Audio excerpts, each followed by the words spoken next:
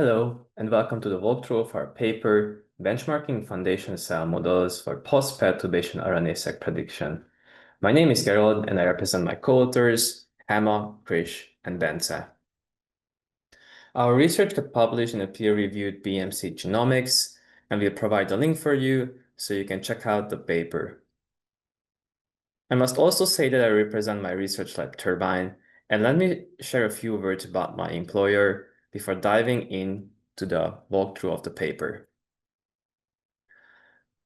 So Turbine built virtual cells before everyone else started doing that.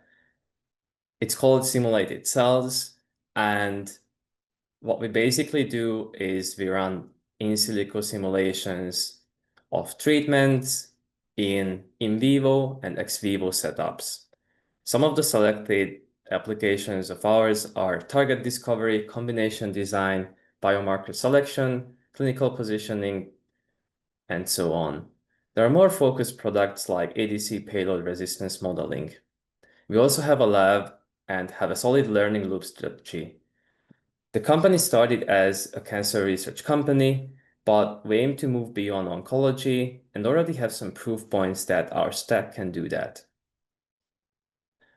We'll also provide a link to Turbine, so if you want to check out our company, you will have a chance. Now let's review the agenda. I'll quickly introduce you cell foundation models and how they are trained and used. And basically, the major topic of today is going to be perturbation benchmarks. That is also the focus of our paper. I'll tell you why they matter, why they are hard to design, why some of the really simple baselines provide unreasonably good results, also the limitations of these benchmarks. I'll also provide an intuition why cell foundation models don't work.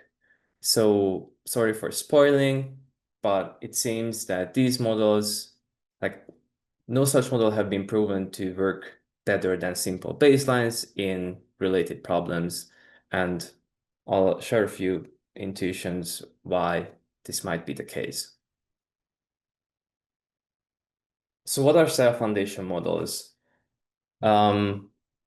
These foundation models are pre-trained on large amounts of untreated single-cell data. The objective is to do masked language modeling like pre-training that I show you on the left. If you are familiar with BERT-like pre-trainings where you mask out some of the input words and the model basically has to predict the masked out words, then this is sort of analogous to what's done in single-cell foundation models.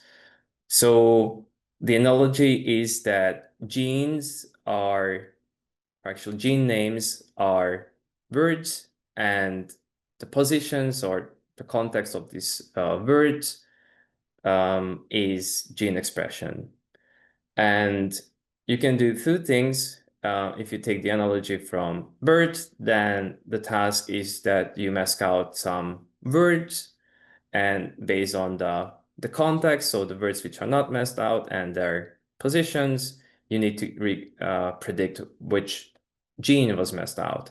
Or you can do the opposite. You mask out the expression of a gene, and the model has to guess what was the expression. So yeah, basically the intuition is taken from large language models and a pre-trained task, and they try to mimic the pre-training where you have lots of unlabeled data, and then you try to pre-train your model and hope that it will learn relationships and interactions between genes that will be useful for downstream tasks. I must say that though large amounts of single cell data exist, so usually these are trained between 40 to 100 million single cells, this is still not the scale that LLMs use, which is basically the whole internet. But still, this is like a lot more data than what you have for labeled samples. So the idea is clear. Let's make use of the lots of untreated single cell expression data and retrain the model and fine-tune on downstream tasks. Yeah, 2024 cell foundation models were all the rage in computational biology. There was a surge of cell foundation models, and it seemed like we had a GPT-2 moment for cell foundation models. So GPT-2 was arguably the first foundation model that worked on many downstream tasks. So that was a little different than ChatGPT, which could do all kinds of which can do all kinds of things with a single model. Uh, Back in the day, it was like GPT-2 was trained on some internet data, and the model had to be aligned on each of the downstream tasks, like question answering or grammatic correction, and so on. And cell foundation models were similar in the way that they were pre-trained and then fine-tuned on tasks like cell annotation, batch integration, gene regulatory network inference, or our interested perturbation prediction. And yeah, many of these models reported state-of-the-art performance on these tasks. So it did seem like the GPT-2 moment. In Turbine, we also build models for perturbation prediction, and we benchmark our models iteratively against open source ones. We also get asked by investors and partners how we compare against some open source models. So we do take these benchmarks and results seriously. And this is why we decided to give these benchmarks and these models a more thorough look. And we were not the first ones. I think one of the earliest papers is the one shown here, which took a look at some cell foundation models and their state-of-the-art results on cell annotation task. And they found out that basically, like these benchmarks were not established. I think they were developed by the authors of the cell foundation models. And in this paper, they could show that some very simple baselines like logistic regression can actually beat cell foundation models in the tasks that they reported state-of-the-art performance. Yeah, so we wanted to do something similar for perturbation benchmarks. And our research question was, are cell foundation models as good as they seem? And let's now move to the next section, perturbation benchmarks. Let me first start off why this is important. Yeah, so this is important for a drug discovery perspective. We do drug discovery research in Turbine, and we also have such internal benchmarks and some open source ones that we use because these benchmarks are intended to give you a proxy for a real life pharma project. So basically, these benchmark test the capabilities of virtual cells. And if a virtual cell can represent perturbations well, we can test novel drugs on non-patient populations, or it doesn't have to be patients, it may be in vitro or some ex vivo models. It can also test existing drugs on new patient populations. So if you want to find the most likely subpopulation of patients that will respond to a drug that failed before, or you are still testing out, then with such a model, you can do that. And in the end of the day, if you have such a virtual cell, then you can accelerate research by generating hypotheses quicker, and you can also validate them. So it is thought that if you have a benchmark, a perturbation benchmark, then it's kind of a proxy task for the ones that I just told you. And if the models perform good, then you can expect that if you would deploy it to a project, then it would get similarly good results. So this can be really a good signal that your models work. Let me illustrate you the problem in a little more detail.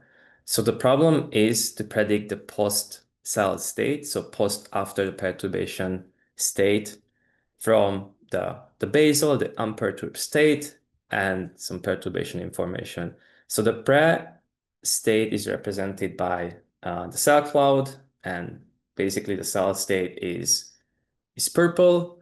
Of course, in real life, that's a long vector of numbers, but for now, let's just stick with colors. And the cell has a phenotype, which is purple, and then we knock out some gene, which is usually important for cancer cells, TP53.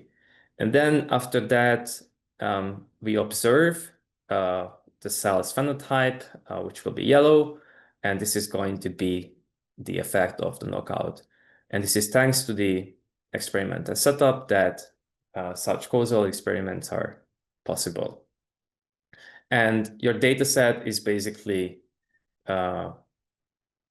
is made of two matrices. One is the design matrix, so you have a pre-gene expression state, which for the first sample, this is the purple, and then you have some perturbation information. You know which gene you perturb. So this is a genetic perturbation task and not a small molecule perturbation like drugs. And in the pulse, you observe a large vector, which is going to describe what your cell looks like. And common benchmarks are Geer's benchmarks that has 3 data sets, all of them having a post-treatment RNA-Seq readout, so this kind of large vector that I'm showing you. But there's others like DatMap and GDSA that only read out the scalar viability. You can basically treat it as, do the cells survive or die after the treatment?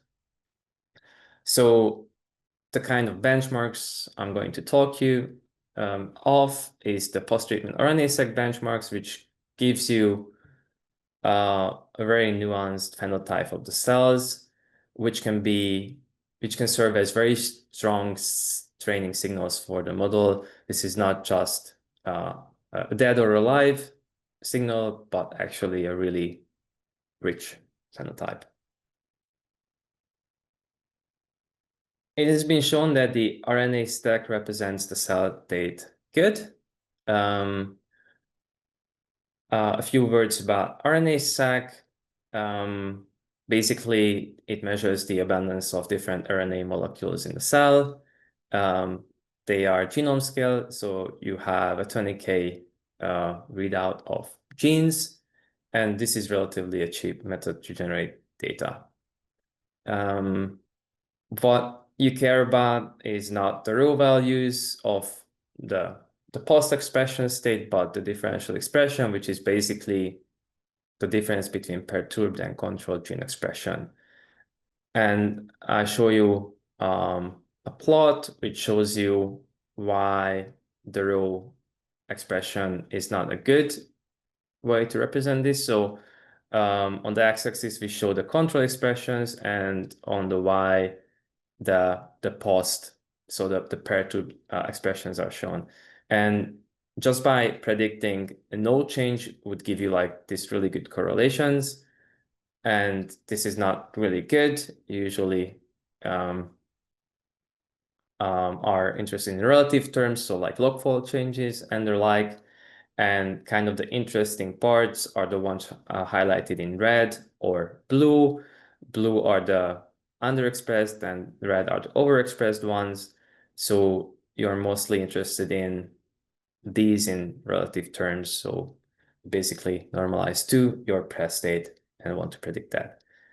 And it has been shown that the differential expression signature is a good descriptor of cell state. It was shown in viability prediction, drug mechanism of action prediction and signaling pathway activities predictions. So the task itself makes sense. We have data for that, so why not build these benchmarks?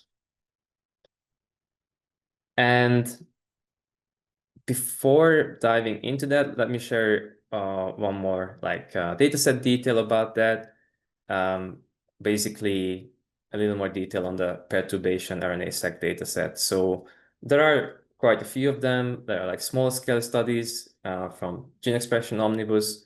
There's also an older one, LINX, which is an older, not RNA-seq, but microarray-based sequencing method. And some newer ones are the perturb-seq studies. So basically, that's a sequencing method where you can apply genetic perturbations like KOs, KDs, and activations also with CRISPR technologies. You have a single cell readout, and you can also read out all of the genes which are expressed in the genome. And yeah, basically the idea is represented on the plot, and on the right, you will get this rich phenotype that I told you. This is for each perturbed cell. You get like a 20K readout vector representing the cell state after the perturbation.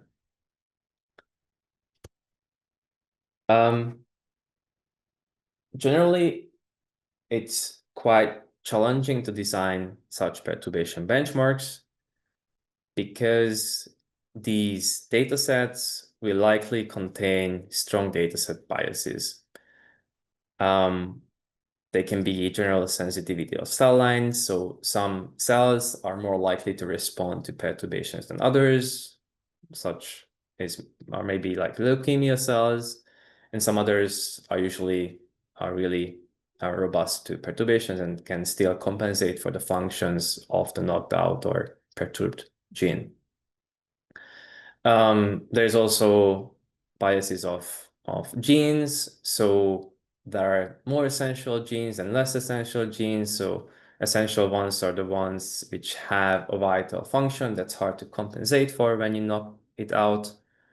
And there is ones which either don't have an important function or it can be compensated easily so that when you perturb the gene, in most of the cases, this will not result in a phenotype change. Turbine wrote a great paper on such bias effects on viability readout. And they find that without proper dataset splits and the right metric, these benchmarks are useless because really simple bias models only using the identities of the perturbations and cells can reach basically perfect score or the scores which are really competitive with models using biological priors. And let me represent you this on the plot from the paper. So it shows IC50, so sensitivity of cells to two drugs, bortezomib and cyclophosphamide.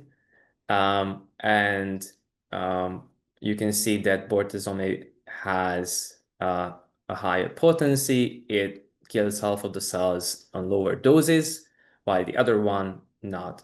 And just by developing bias models that knows that a drug is usually more potent than the others can actually separate the effects of sensitivity pretty well without knowing anything about biology. And one has to account for these bias effects when designing the data set. Yeah, Kernfeld et al. Did similar research on ptRNA-Seq readouts, so the kind of readout that we are interested in. And they find that simple baselines perform unreasonably good, and such datasets, even though you have a really large vector as a readout, they're also heavily influenced by biases. So let me now move to the data sets in question, the benchmark data sets that are frequently used by cell foundation models. So GEARS was a deep learning model that claimed to work really good in these benchmarks. And it is not only a model, but also a framework that lets you interact with these benchmarks, use its data sets, and evaluate your predictions. So sometimes people refer to these benchmarks as GEARS, so not the model, but basically the benchmark data sets. And it consists of 3 data sets, one from Adamson, which is a CRISPR activation, Norman, which is CRISPR interference, and also replog K562. Actually, all of these data sets use a single cell line. It is only the K562, which is leukemia cell line. In our paper, we also test another dataset from replog, and we shared the results there as well. And actually, these datasets have a very limited biological context. So they use only one cell line and some perturbations on that cell line. With such a setup, you cannot really measure a model's ability to find patient populations for a drug, which is a common problem in clinical trials. You can only tell what how gene knockouts behave in a given cancer cell line. Just for reference, that map has 17,000 perturbations or more than 1,000 cell lines. So that scope is much bigger, and though it is viability readout, so not a large vector readout, it's still considered to be a really good and biologically diverse data set. And to put that large perturbation number into context, I'm showing you the distinct perturbations of these 4 benchmarks that we used. So this is basically the bulk view of these data sets. So how many distinct perturbations there are. And you can see that in Adamson, it's, I think, around 100. And the one with the most is the replog RPE1. But still, they're really limited single cell line and only up to 2,000 genetic perturbations.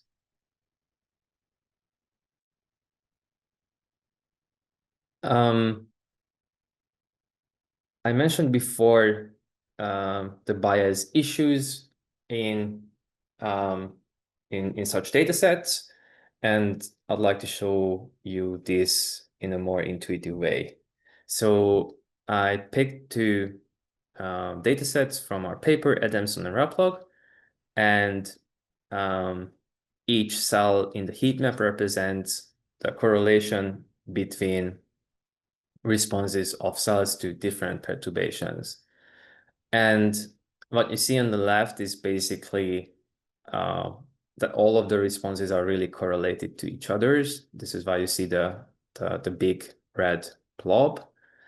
That means that the cells phenotype after the perturbation are very, very similar to each other. So the cell is responding to the perturbations in a similar way. On the right, I show the data set which is least affected by this common response. It's also called, in some context, stereotypical state of the cell.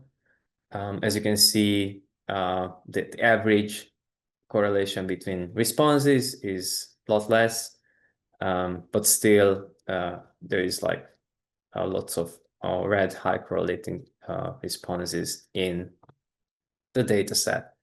And this is a problem because simple baseline models can take advantage of this relationship that cells tend to have a common response pattern. and they can capitalize on that and reach good scores. And I'm showing you how good they can be. So on the left and on the right, I show you again the same two data sets I showed in the previous slide, and the results of several models. So we benchmarked two cell foundation models, SC Foundation and SCGPT. I think SCGPT was the greatest hit in 2024, and SC Foundation was also a popular one. And what you can see is that SCGPT is better than SC Foundation. But when you have a model, a random forest, are really simple, using some perturbation representation, then that significantly outperforms the two foundation models. In Adamson, not so much, but in Replog, the margin is quite large. So this is a really simple model, not using single cell data, only bulk. And for perturbation representation, it only uses GEO, which is gene functionality annotation. It's manually created, and we basically compress that information to features and train the random forest with that. So this is something really, really simple, like a bioinformatics student could do easily. What's, I think, even more interesting is the performance of the train mean. So this is a model-free constant predictor. It just takes the average response of the train sample. So it's model-free, it's a constant predictor. You can calculate it with pen and paper. And though it doesn't reach to the performance of the random forest model, it still outperforms the foundation cell model. So this was not really expected. Like a constant model can outperform single cell models. Yeah, so that's interesting, and the state of the art that was shown is was actually missing crucial baselines. We'd also like to represent you the relationship between the usefulness of benchmarks and the diversity of the data sets. As I showed you, like these perturbation benchmarks that I showed you are really limited in diversity compared to that map, for instance. But still, even on that limited scale, diversity matters. So on the y-axis, we have the proxy of usefulness of benchmarks, and we show the performance delta between the really simple constant train mean predictor and the random forest biologically inspired model. So basically, this shows how much biologically informed model is better compared to some very, very simple bias model. And on the x-axis, we show a metric for response diversity. So if you see like a large red blob, like every response correlates with everything, then you basically have a large score. If it's something more diverse, like the replog, which was on the right, then you'll be more close to zero. And what you can see is data sets are not equally stereotypical. So there is variance over the diversity axis. And the more diverse data sets are, the more useful they are, because actually you can start get above bias model performance.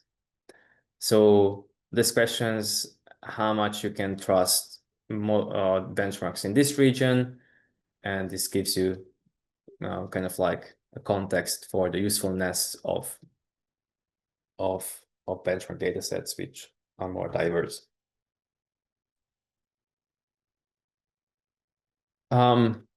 Yeah, so it would be nice to get some intuition, what are the root causes of stereotypical responses. And there is multiple ways to approach this, but actually the whole crux of the problem is the strong response filter. So actually in these benchmarks, only the strong response inducing genetic perturbations are kept. So if a gene doesn't affect the cells too much, then it will be filtered. So you introduce basically a bias that you just keep the genes which are important for the cell. And I just provide you two types of these genes. So there are essential genes which have a strong response because they have some essential function in the cell. And some examples are global stress pathways, autophagy, cell cycle arrest, and so on. There's also non-essential genes which are filtered out from these data sets. They have a minimal or compensated response. They have a low impact on transcription. And I'm showing you kind of like the essentiality distribution of one of the data sets. So common essentials are the ones which have a very important function. Selectives are that can be either important or non-important in cells, and common non-essentials are genes that are usually not very crucial for a cell. And yeah, this is based on statistics from the whole depth map, so not on the cell that was used in this benchmark, but kind of like gives you the general trends and general essentiality of genes in diverse cell line contexts.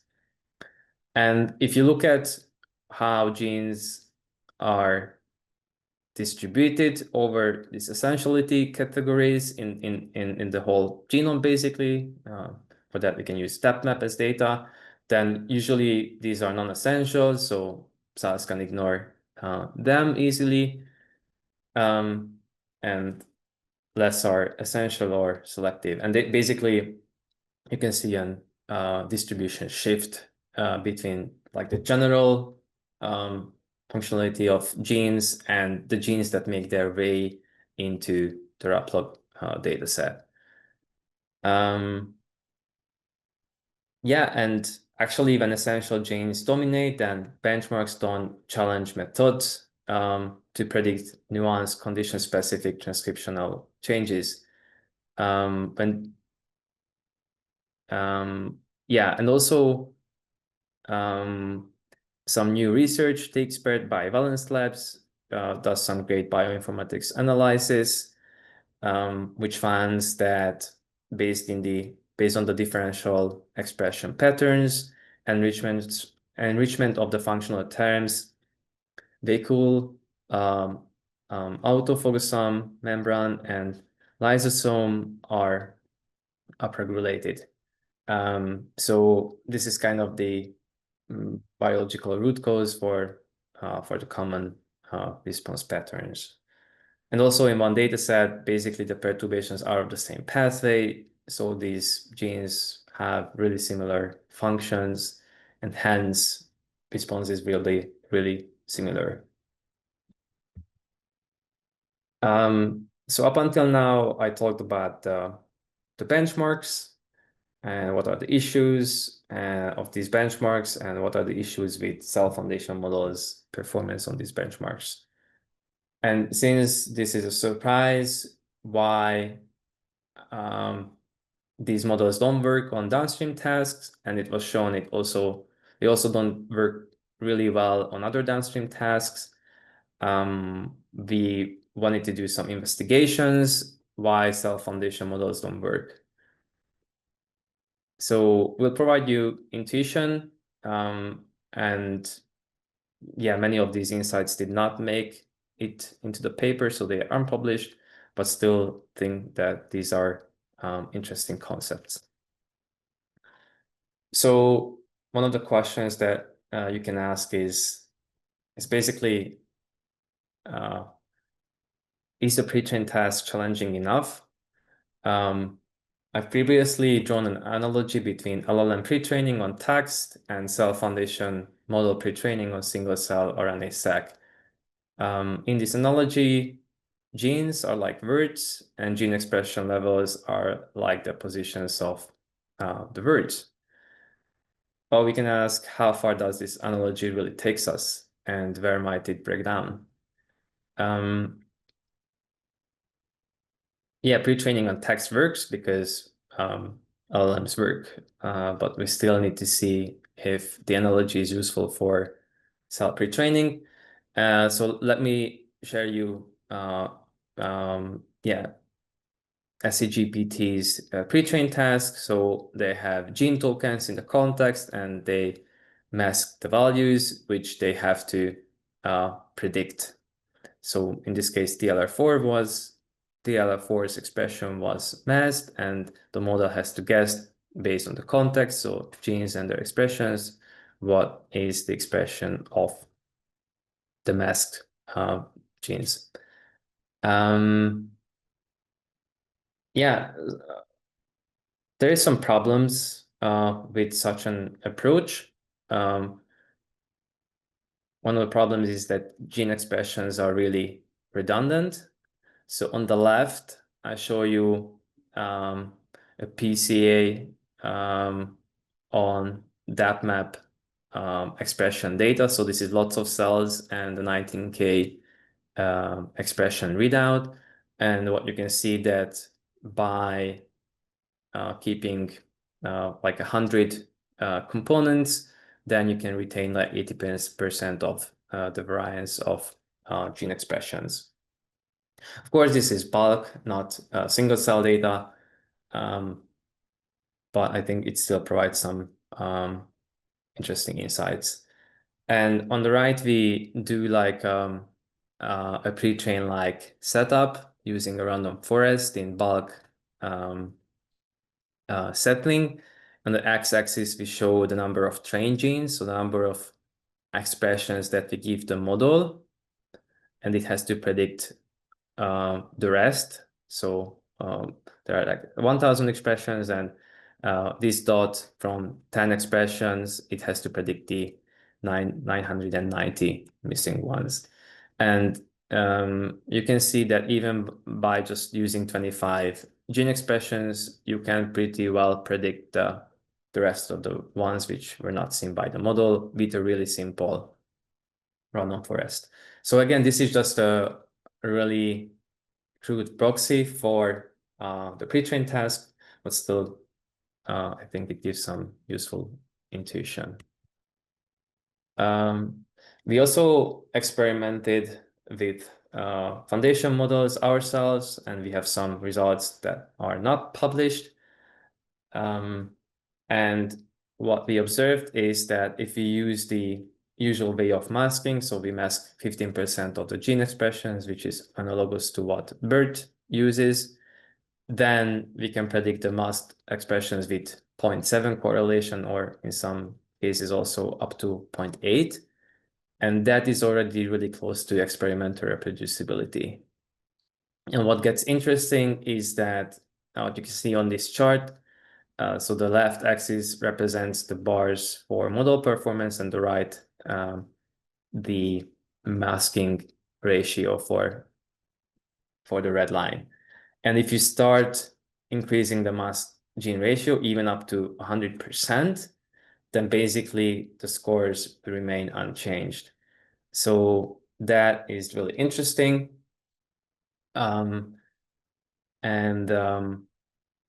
Yeah, it's also a question you might have how you can have 100% mask ratio. It's because the context is usually smaller than the whole readout. We had like 5K genes measured. And basically you just give which are the genes that are expressed most differentially, and then you have to reconstruct the expressions with the model. So that gives a little bit of insight into the trivial nature of the pre-trained problem. We also did some analysis on the gene embeddings. And we wanted to find out what do the gene embeddings capture during pre-training. So basically what we expected is that if you mask out gene expressions, then what the model learns is something very similar to gene regulatory mechanism, and it is shown that they can represent gene regulatory networks pretty well. And we did some gene embedding similarity analysis using curated databases. So we have on the left Reactome, which is a database for pathways, which more represents the gene functions. And on the right, Collectree is a GRN network database. And if you look at SCGPT and SC Foundation, basically SC Foundation doesn't really have any similarity to these databases, but SCGPT is relatively more similar to gene regulatory networks than to pathway, which is more like the function of the genes. I also show you SC-ELMO, which is another model, and I show you why we think that's an interesting model. But actually, what we want to convey with these plots is, yeah, these foundation models rather associate with gene regulatory mechanisms, but actually what matters more for these benchmarks is to know the function of the genes, and for that they don't show high similarity. GEO, which is the features we use for the random forest model, is better in both of the cases.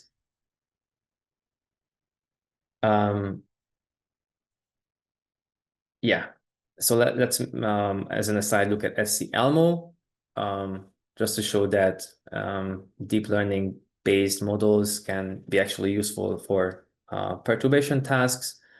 So SC-ELMO basically prompts GPT, some GPT models to summarize the function of some genes. So I show you how it works. So it asks to summarize the function of an important gene, and then after receiving the text, it uses some open source LLM to embed the text into a dense representation. And with that, basically, you kind of have a dense embedding of the gene's functionality. I like to think of that as if you were to embed the Wikipedia page of that gene, you would get a vector that is similar to what SC-ELMO does. And on these benchmarks, so the Rust column shows that if instead of GEO, you use a deep learning based embedding for genetic perturbation representation, then it can reach pretty good performance on these benchmarks. I must say there is great research in this area, and I highlighted a few that I recommend you to read to get further context on this domain.